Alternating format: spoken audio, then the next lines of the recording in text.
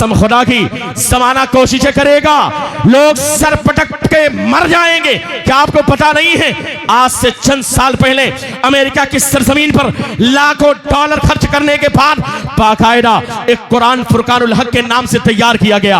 अभी भी बाकायदा गूगल पर आप सर्च करें, फुरकानुल हक के नाम से एक कुरान तैयार हुआ, बाकायदा टीमें लगी, यहूदियत ने कोशिश की, ईसाईयत ने कोशिश की, एक कुरान लॉन्च किया और लोगों को यह जहन देना शुरू किया कि यह कुरान ओरिजिनल कुरान नहीं है जिसे तुम पढ़ते हो, बल्कि हकीकत में यह कुरान है जो आसमानी किताब है। और इस कुरान के अंदर शक व शुबहात पैदा करने के लिए उन लोगों ने कोशिशें की, लेकिन हजरात गिरामी उनकी कोशिशें बेकार हो गई।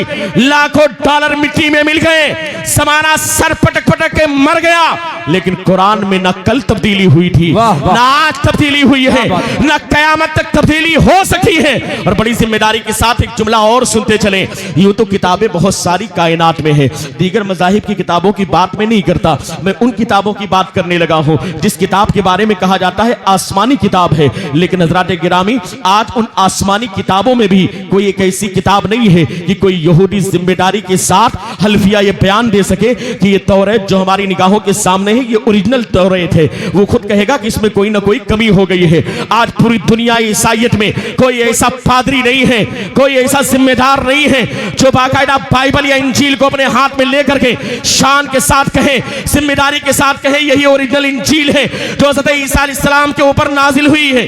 कोई दाऊद अलैहिस्सलाम का मानने वाला या उनकी औलाद में, उनके खानदान में, कायनात में कोई ऐसा बंदा नहीं मिलेगा जो कहेगा यही तो ओरिजिनल ज़बूर है जो बाकायदा उस जमाने की ज़बूर थी। नहीं नहीं, आसमानी साहब के बारे में जिम्मेदारी के साथ कोई नहीं कह सकता।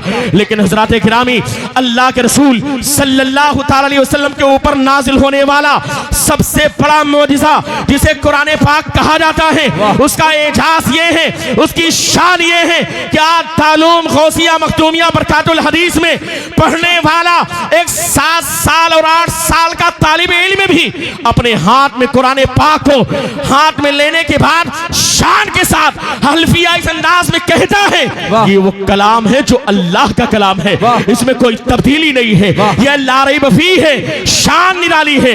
इन्ना नहनु नज़्ज़लना ज़िक्रा व इन्ना लहु लहाफ़िज़ून, हम इस कुरान के नाजिल करने वाले हैं और इस कुरान की खुद हिफाजत करने वाले हैं। ज़माने ने कोशिशें कर ली, अमेरिका ने कोशिश कर ली, यहूदियत कोशिश करते करते थक गई, ईसाईयत सर पटक पटक करके मर जाएगी, लेकिन कुरान में न कोई तब्दीली हुई थी, न कयामत तक कोई तब्दीली होगी। इसलिए कि ऐसे लोग हैं जिनकी ड्यूटी अल्लाह ने लगा रखी है कि कुरान को आगे बढ़ाना है, कुरान को बच्चों तक पहुंचाना है, बच्चों के सीनों में उतारना है। ऐसे असातिज़ाए किराम यहाँ पर मिंबर रसूल पर तशरीफ फरमा है। इसलिए हज़रात गिरामी, कुरान में न कल कोई तब्दीली हुई थी, न आज कोई तब्दीली हुई है, न कयामत तक कोई तब्दीली हो सकती है कौले मोहम्मद, कौले खुदा, फरमान न बदला जाएगा, बदलेगा ज़माना लाख मगर कुरान न बदला जाएगा। वाह वाह, नारे तकबीर, नारे रिसालत, अज़मत कुरान, यादगार इमाम आज़म कॉन्फ्रेंस, मसलके आला हज़रत। वाह हज़रात गिरामी, बड़ी जिम्मेदारी के साथ हमें एहसास नहीं होता। ये तो आप शुक्रिया अदा करें कि ये जलसा रखा गया है, वरना तालिब इल्मों के पढ़ने के लिए, उनके सीखने के लिए दारुल गौसिया काफी, बच्चों के पढ़ने के लिए तो दारुल काफी है, मदरसा काफी है। आज के दिन आपके इस इलाके में ये तारीखी प्रोग्राम इसीलिए रखा गया है कि अल्लामा तौफीक साहब ने सोचा कि थोड़ी देर का एक मदरसा यहां पर कायम किया जाए। बच्चे तो रोज आना पड़ते हैं, लेकिन जो बड़े बूढ़े हैं जिन्हें मौका नहीं मिलता, कम से कम आकर के इस थोड़ी देर के मदरसे में बैठ करके कुरान और हदीस की तालीमात सुने और उस पर अमल करने का इरादा। बहुत अच्छी बात। वरना आज के दौर में होता क्या है, लोग तकरीर में भी ऐसे मुकर्रिर का इंतखाब करते हैं जिससे जलसे में मजा आए। लोग कहते हैं ना, ऐसे लोगों को बुलाया जाता है, सुबह जब हो तो लोग चाय की दुकान पर बैठ के कहते हैं कि यार जो आलिम साहब रात में आए थे, क्या तकरीर किया, बड़ा मजा आया, क्या बात है कि क्या सुनाया क्या नहीं, उससे मतलब नहीं, मजा बहुत आया। हज़रात गिरामी, ये जलसा मजा लेने के लिए नहीं है। आलिम दीन की जिम्मेदारी है कि जो तालीमात विरासत नबविया की सूरत में अल्लाह के रसूल सल्लल्लाहु अलैहि वसल्लम ने सहाबा इकराम और सहाबा इकराम से ट्रांसफर होते हुए ताबईन, तब ताबईन तक पहुंची है, वो तालीमात जो हमारे असातिज़ा तक पहुंची है, एक आलिम दीन की जिम्मेदारी है कि उस विरासत नबविया को कौम तक पहुंचाए। ये मकसद है जलसे का। जिस तरीके से तालीमात ट्रांसफर हुई, अल्हम्दुलिल्लाह हम सब हनफी है मजहब के एतबार से, और मजहब 4 है, इमाम आजम अबू हनीफा के फॉलोवर को हनफी कहा जाता है, इमाम मालिक के फॉलोवर को मालिकी कहा जाता है, इमाम शाफी के फॉलोवर को शाफी कहा जाता है, इमाम अहमद बिन हंबल के फॉलोवर को हंबली कहा जाता है। चारों इमाम चारों हक पर हैं, चारों अहले सुन्नत वल जमात है। लेकिन हज़रात गिरामी, ये इल्म दीन जो आप तक पहुंचा है ना, हम तक पहुंचा है आज के दौर में, तो मैं अपने उलमा को सलाम पेश करता हूं कि इनकी मेहनत होती है कि इतनी आसानी के साथ इल्म दीन आप तक पहुंच रहा है। वरना पहले इल्म दीन हासिल करने के लिए लोग कई कई 100 किलोमीटर का सफर करते, एक एक हदीस सीखने के लिए। मुझे याद आती है वो बात, इमाम अहमद बिन हंबल का दौर था, बगदाद की सरजमीन पर एक बहुत मशहूर मुहद्दिस गुजरे हैं, हजरत बकी बिन मखलद कुर्तुबी रज़ियल्लाहु ताला अन्हु, बाकायदा इस शान के बुजुर्ग गुजरे हैं, बड़ी अजीम खिदमत उनकी रही है। जब उन्होंने इब्तिदाई तालीम हासिल की, उसके बाद उनका इरादा हुआ कि मैं आगे तालीम हासिल करूं। पूछते पूछते पहुंचे बगदाद की सरजमीन पर, पता किया तो मालूम पड़ा यहाँ पर एक बहुत बड़े मुहद्दिस है इमाम अहमद बिन हंबल।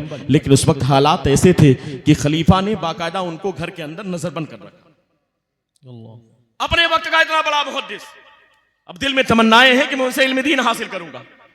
कुर्बान जाइए, आज के दौर में हम घर से बाहर निकलने के लिए तैयार नहीं, सीखने के लिए, इल्म दीन हासिल करने के लिए अपने घर से मस्जिद में जाने के लिए तैयार नहीं। जुमा के दिन जब उलमा इकराम खिताब करते हैं तो कितने लोग इंतजार में रहते हैं कि तकरीर खत्म हो जाए तब मस्जिद में चले। सही बात, ऐसा है कि नहीं? बहुत सारे लोग इंतजार करते हैं कि इमाम साहब बड़ा लंबा खींच देते हैं, यार टाइम, चूंकि आपकी तो फ्लाइट छूट जाएगी भाई।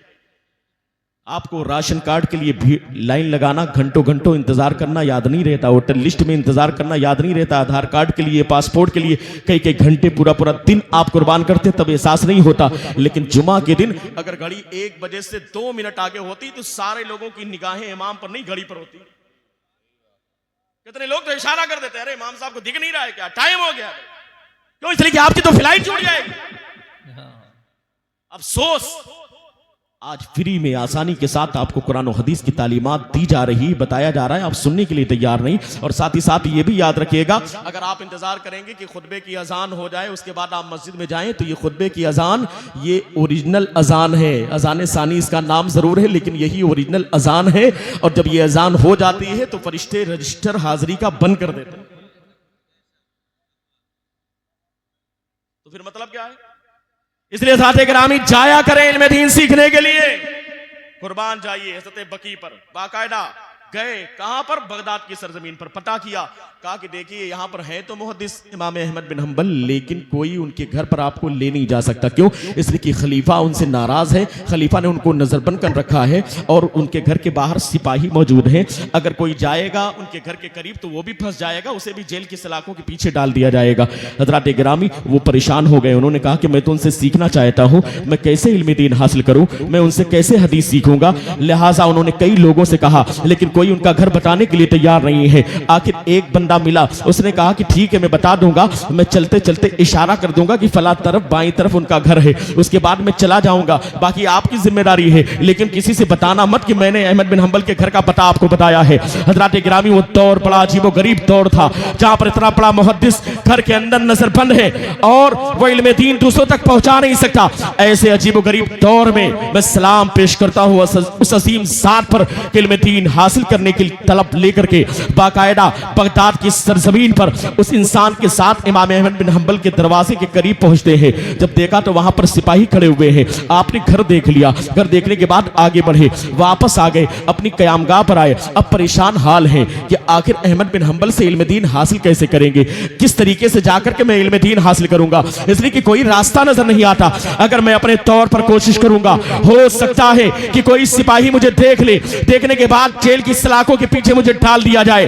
इसलिए कि अहमद बिन हंबल तो बाकायदा नजरबंद है, घर के अंदर मौजूद हैं, लेकिन अगर मैं जाऊंगा तो मुझे भी पकड़ लिया जाएगा। लिहाजा आकर के सोच रहे थे, जब सोच रहे थे ना, सोचते सोचते दिमाग में बात आ गई। जानते क्या किया उन्होंने? कहा कि मैं ऐसा करता हूं कि मैं भिखारी बन जाता हूं,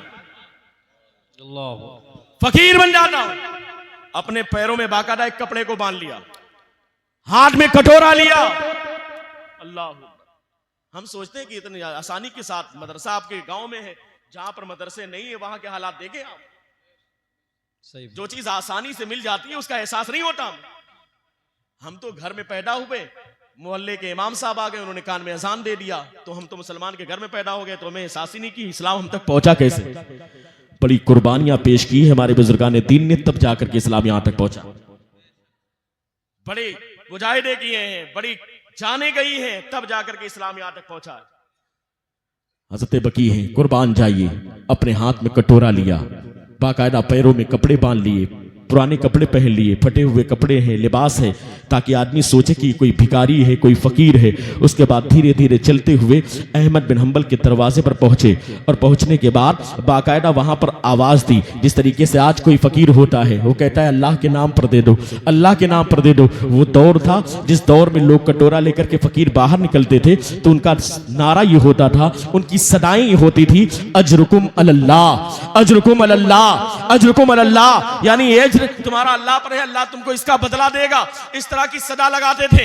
बाकायदा जो बकी बिन मखलद कुर्तबी है, कहते कि साल भर मेरा अंदाज यही था कि बाकायदा मैं हाथ में कटोरे लेकर के भिखारी जैसी सूरत बना करके इमाम अहमद बिन हंबल के दरवाजे के करीब पहुंचता, और जब पहुंचता तो इमाम अहमद बिन हंबल सोचते कि कोई फकीर आया है। जब पहली मर्तबा में पहुंचा तो सोचा कि फकीर आया है, दरवाजे को खोला, मैंने इशारतन कहा कि या इमाम, मैं तो आपसे इल्म दीन हासिल करने के लिए आया हूं। अहमद बिन हंबल ने कहा, देखो सिपाही सामने मौजूद है, अगर उन्होंने देख लिया मुझे बताते हुए या पढ़ाते हुए, तो खलीफा की इज्जत में तुम भी आ जाओगे, तुम्हें भी जेल की सलाखों के पीछे डाल दिया जाएगा। उन्होंने कहा कि सरकार आप मेरे ऊपर मेहरबानी करें, अगर सिपाही की नजर आपकी तरफ हो तो आप मुझे फकीर समझ करके वापस कर देंगे, लेकिन अगर उनकी निगाहें मेरे ऊपर ना पड़े तो कम से कम एक रिवायत अल्लाह के रसूल सल्लल्लाहु अलैहि वसल्लम की हदीस पाक आप मुझे सुना दिया करें। अब उसके बाद उनका बयान है कि बगदाद की सरजमीन पर मुसलसल 1 साल तक मेरा तरीकेकार यह था कि मैं हाथ में कटोरा लेता, फकीर जैसी सूरत बनाता, फटे पुराने कपड़े पहनता, इमाम अहमद बिन हंबल के दरवाजे पर पहुंचता, अजरुकुम अल्लाह की सदा लगाता, अजरुकुम अल्लाह की सदा लगाता। जब दरवाजे के करीब में पहुंचता, इमाम अहमद बिन हंबल दरवाजा खोलते, उसके बाद देखते कि सिपाही अगर उनको देख रहे हैं तो फौरन 1 दिरहम या 2 दिरहम दे करके कटोरे में डाल करके मुझे वापस कर देते। लेकिन कभी कभी सिपाहियों की तवज्जो नहीं होती, सिपाही दूसरे काम में मस्त रहा करते। जब ऐसा मौका होता तो फौरन इमाम अहमद बिन हंबल कहते थे, हद्दसना फुलानुन अन फुलानिन अन फुलानिन अन नबी सल्लल्लाहु तआला अलैहि वसल्लम, यानी हमसे हदीस बयान की फुला ने, उन्होंने फुला से, उन्होंने फुला से, और उन्होंने अल्लाह के रसूल सल्लल्लाहु तआला अलैहि वसल्लम से हदीस बयान की है। इस तरीके से बाकायदा मुसलसल 1 साल तक मैं भिखारी बन करके इल्म दीन और इल्म हदीस से हासिल कर। सुभान अल्लाह, नारे तकबीर, नारे रिसालत, यादगार इमाम आजम कॉन्फ्रेंस, मसलके आला हजरत उलमाए अहले सुन्नत शायर इस्लाम हसन रजा फरीदपुरी। हज़रात किराम, हमें एहसास नहीं होता है इसलिए कितनी आसानी के साथ इल्म दीन हम तक पहुंचे, जितनी आसानी के साथ जो चीज मिलती है तो उसका एहसास नहीं होता। हज़रत इमाम आज़म अबू हनीफा के फॉलोवर हमें, मजहब हनफी के मानने वाले हैं। इमाम आज़म अबू हनीफा कोई कमजोर आदमी नहीं थे, बहुत बड़े ताजिर थे, तिजारत का बड़ा अजीम कारोबार था आपके वालिद का।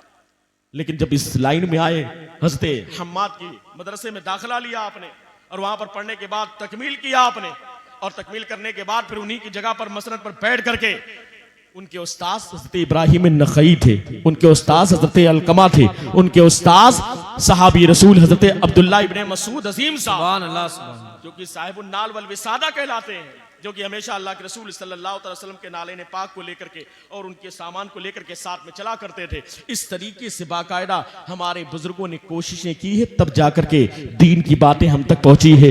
एक सहाबी एक हदीस सीखने के लिए सैकड़ों मील का सफर करते, एक ताबई एक मसले की जानकारी के लिए सैकड़ों मील का सफर करते, एक मुजाहिदीन इस्लाम में से कोई मुजाहिद होता दीन की बात सीखने के लिए सैकड़ों मील का सफर करता। आज हमारे घरों के करीब महफिलें होती है, हमारे घर के सामने मस्जिदों में बयान होते हैं, लेकिन हम सीखने के लिए तैयार नहीं है। याद रखना, यह तरक्की याफ्ता दौर है। जो इंसान पढ़ेगा यह इल्म है, और इल्म की बुनियाद पर बंदे को अल्लाह तरक्की देता है।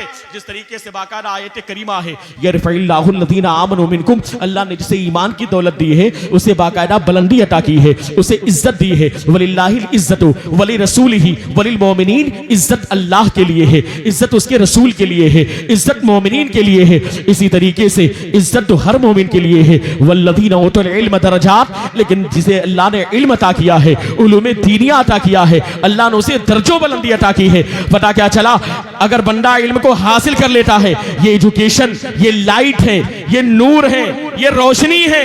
जो बंदा इल्म को हासिल करेगा वो तरक्की करेगा, वो आगे बढ़ेगा। और किस तरह से आगे बढ़ेगा? आज के दौर में हम कहते हैं कि हम पीछे हैं, मुसलमानों को नौकरियां नहीं मिलती, मुसलमानों को बाकायदा कोई ओहदा नहीं मिलता। सवाल यह है कि हम पढ़ने के लिए तैयार नहीं हैं। याद रखना, जो पढ़ेगा वही आगे बढ़ेगा। बेशक सही बात जी, जो पढ़ेगा भैया वही आगे बढ़ेगा। हम खुद पढ़ने के लिए तैयार नहीं, अपने बच्चों को पढ़ाने के लिए तैयार नहीं, और हम सोचते हैं कि हम आगे बढ़ जाएं।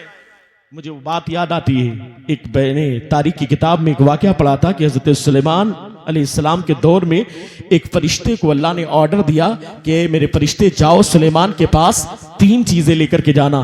एक चीज इल्म थी, दूसरी चीज दौलत थी, तीसरी चीज हुकूमत थी।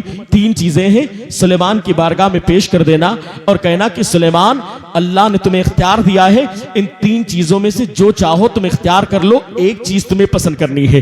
फरिश्ता तीनों चीज को लेकर के आया, सुलेमान अलैहिस्सलाम की बारगाह में रख दिया और रखने के बाद कहा, ए सुलेमान, अल्लाह ने ऑर्डर दिया है, अल्लाह ने हुक्म दिया है, ये 3 चीजें तुम्हारे सामने है। इन 3 चीजों में से कोई एक चीज तुम्हें लाइक करनी है, एक चीज तुम्हें इख्तियार करनी है, एक चीज तुम्हें पसंद करना है, 2 चीजें वापस चली जाएगी। कौन चीजें थी? एक एजुकेशन था, इल्म था, दूसरी चीज दौलत थी, तीसरी चीज हुकूमत थी। कुर्बान जाइए, सुलेमान अलैहिस्सलाम की बारगाह में तीनों चीजें हैं। दुनिया की दौलत भी है, दुनिया की हुकूमत भी है और सामने इल्म भी है। लेकिन कुर्बान जाइए, सलाम पेश करें हज़रत सुलेमान अलैहिस्सलाम की दानाई पर, उनके इल्म पर, उनके हुनर पर, उनके ज़हन व फिक्र पर हजारों करोड़ों सलाम है। सुलेमान अलैहिस्सलाम ने बाकायदा तीनों चीजें जब पेश की गई तो उनमें से एक चीज का इंतखाब किया। जानते हैं किसका इंतखाब किया? इल्म का इंतखाब किया, एजुकेशन का इंतखाब किया। इल्म को आपने लिया, जब इल्म को आपने इख्तियार कर लिया तो फरिश्ते ने बाकायदा उन दोनों चीजों से कहा, दौलत से कहा, हुकूमत से कहा, चलो तुम दोनों वापस चलो। क्यों वापस चलो? कहा इसलिए वापस चलो, इसलिए कि तुम्हारा काम नहीं है 3 में से एक चीज पसंद करनी थी। सुलेमान ने एक चीज ले लिया है, इल्म ले लिया है, दौलत हुकूमत को नहीं लिया है, लिहाजा तुम दोनों वापस चलो।